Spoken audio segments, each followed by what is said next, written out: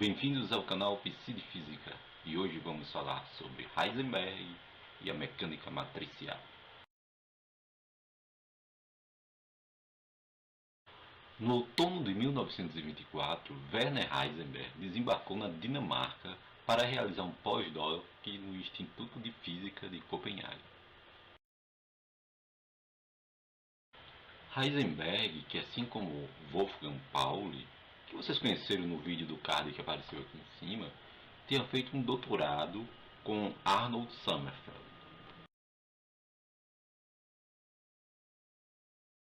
Em Copenhague, ele viria a se juntar com Pauli e com o então mentor de ambos, que era o Niels Bohr, que a essa altura era o diretor do Instituto de Física de Copenhague, que a propósito tinha sido oficialmente inaugurado em 1921. E esse instituto existe até hoje, e em homenagem ao grande cientista dinamarquês, hoje é chamado de Instituto Niels Bohr.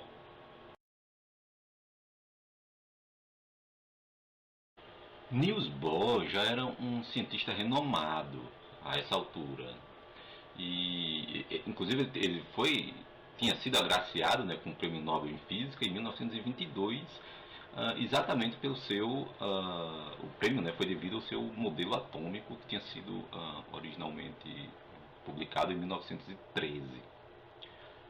Dentre outras coisas, esse modelo e posterior aperfeiçoamento dele era capaz de prever a frequência da luz emitida pelos elementos químicos quando aquecidos. Depois dá uma olhada no vídeo sobre Niels Bohr que apareceu no card aqui em cima para ver mais detalhes.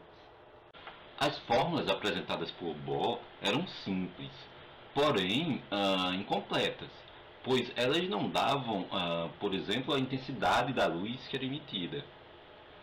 Também esse modelo simplesmente dizia que os elétrons circulavam no núcleo dos átomos com certas órbitas fixas e a certas distâncias do núcleo, e com certas energias, sem nenhuma explicação prévia do porquê dessas órbitas, ou dessas distâncias, ou dessas energias. E, além disso, os elétrons, meio que magicamente, né, saltavam de uma órbita para a outra. O ponto era, por que essas órbitas? Por que essa energia? Por que esses saltos? Niels Bohr, em seu instituto em Copenhague, tinha criado um ambiente de intensa construção intelectual, onde discussões sobre física, matemática e filosofia eram constantes. Uma verdadeira atmosfera de camaradagem, onde todos, professores e alunos, eram estimulados a participar. Com isso, o Instituto atraía jovens promissores de toda a Europa, e dentre eles os já citados recém-doutores Pauli e Heisenberg. Heisenberg ficara alguns meses em Copenhague discutindo com Bohr esses problemas em aberto da física quântica, e as conclusões eram basicamente as mesmas. Ambos não conseguiam uma explicação para a misteriosa força que permitia com que os elétrons tivessem tais órbitas e saltos misteriosos. Só que devido a problemas de saúde, Heisenberg não permaneceria muito tempo em Copenhague, e na primavera de 1925 ele iria passar uma temporada na ilha alemã, né, hoje ilha alemã, de Helgoland,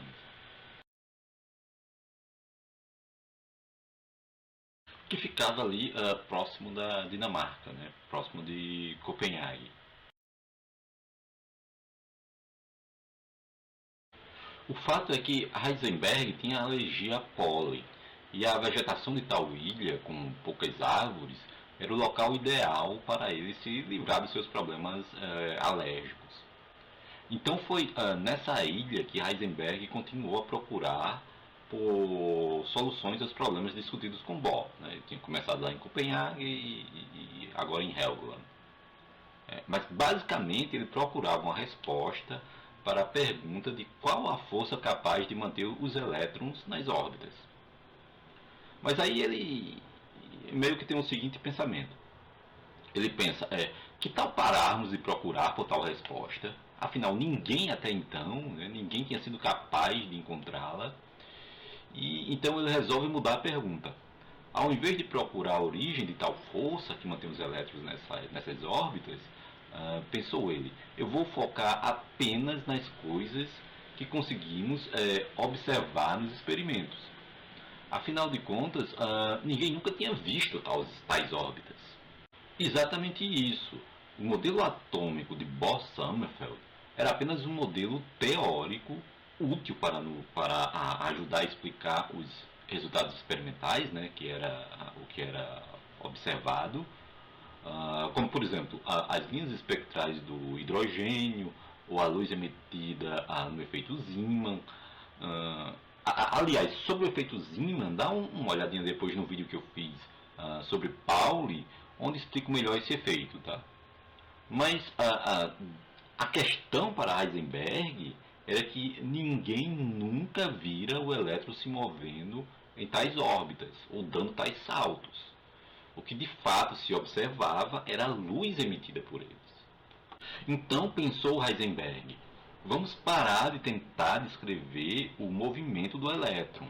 Afinal não conseguimos observá-lo e vamos focar apenas no que podemos observar, que é a luz que ele emite. A ideia de Heisenberg era calcular o comportamento do elétron usando apenas quantidades observáveis, como, por exemplo, a frequência, a amplitude da luz emitida, as linhas espectrais, enfim.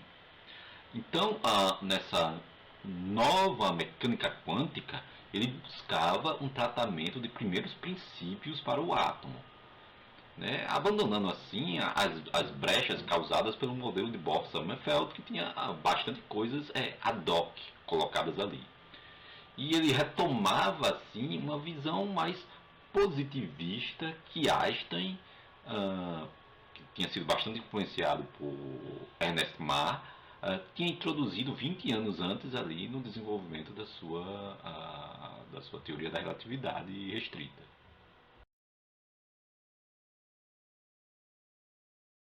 Então, mais uma vez, o que Heisenberg pensou foi: se não observamos um elétron e suas órbitas no átomo, devemos parar de tentar calcular suas propriedades atômicas com base nessas órbitas semiclássicas. Assim, não importava se o elétron seria representado por uma onda ou partícula.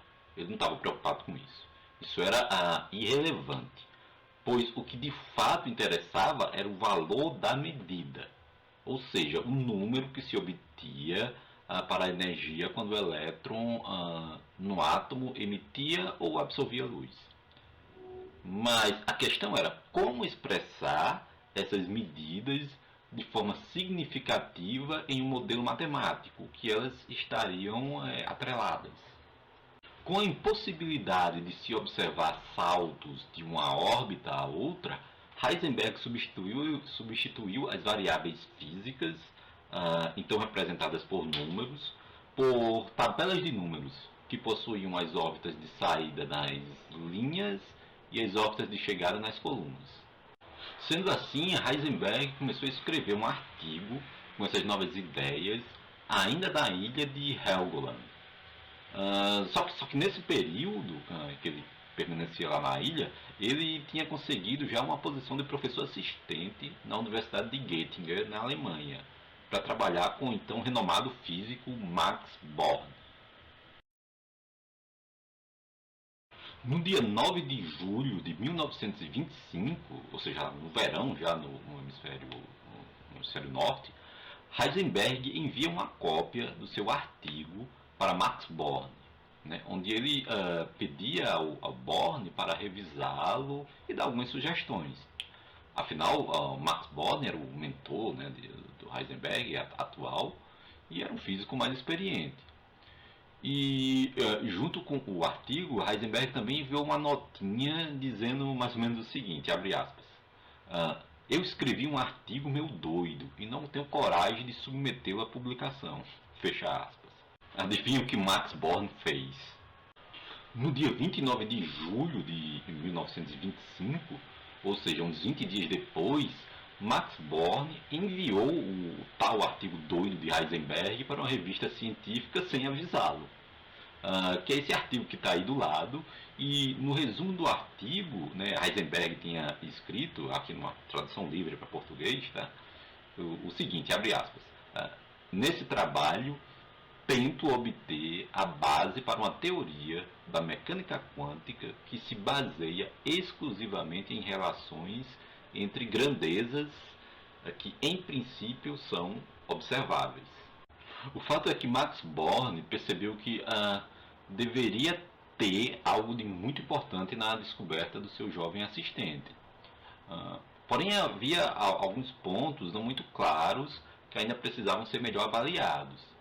Assim, o Max Born chama um de seus estudantes, que era conhecido por suas habilidades matemáticas, né, para fazer parte, esse estudante para fazer parte do grupo. O nome dele era Pascal Jordan. O fato é que essas tabelas, das quais eu mencionei antes, nada mais eram do que matrizes, das quais hoje somos apresentados nas aulas de matemática no ensino médio mesmo. Mas de forma mais específica, as matrizes fazem parte de uma disciplina na matemática, né, chamada álgebra linear. Só que nessa época, ali na década de 20, né, do século 20, a álgebra linear era uma matéria que só basicamente os matemáticos vinham, né, matemáticos de nível universitário vinham. E não era em geral apresentados aos físicos. Hoje em dia, né, a álgebra linear é uma matéria obrigatória e é vista no primeiro ano ainda do curso de física, tendo de química também, e eu acho que em todos os cursos das engenharias. Daí a confusão de Heisenberg, né, que ele não sabia o que eram matrizes. Foi o Max Born que falou para ele que tais tabelas eram matrizes e que existia toda uma regra matemática para utilizá-las. Pascal Jordan, que também era físico, ele tinha cursado algumas matérias de matemática enquanto estudante de graduação. Na verdade, ele chegou a ficar em dúvida, né, se seguiria a carreira de matemático ou de físico. Mas então, assim, o que importa é que ele havia estudado álgebra linear antes, né, as matrizes antes, enquanto estudante de graduação, se não me engano. E dessa maneira, né, o que era importante aqui é que ele poderia ajudar Heisenberg. Sendo assim, utilizando essa teoria matricial, seria possível predizer valores adicionais para as variáveis físicas, como as que tinham sido aplicadas no caso de partículas, e também de probabilidades matemáticas, como as que estavam em geral relacionadas às ondas. Essas matrizes, assim, demonstraram ser muito mais úteis do que o esquema do átomo de Bohr-Sommerfeld, porque elas permitiam fazer previsões que lembravam ali a física clássica. Esse esquema proporcionou a primeira forma corrente da mecânica quântica. E é por isso que no ano de 2025 se comemora o centenário da mecânica quântica. Mais especificamente, segundo a Unesco, o ano de 2025 é o ano internacional da ciência e tecnologia quântica.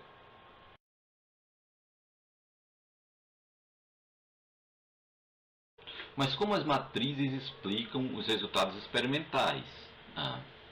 O que se observa de fato da presença do elétron no átomo é a luz que ele emite, quando, de acordo com o modelo de Bohr-Sommerfeld, o elétron salta de uma órbita a outra. Mas de fato não se observa um elétron diretamente, nem muito menos esses saltos, né? Então, esse era apenas o modelo que explicava parcialmente o motivo da emissão de tal luz. Mas segundo esse modelo, um salto envolve duas órbitas, uma de partida e outra de chegada.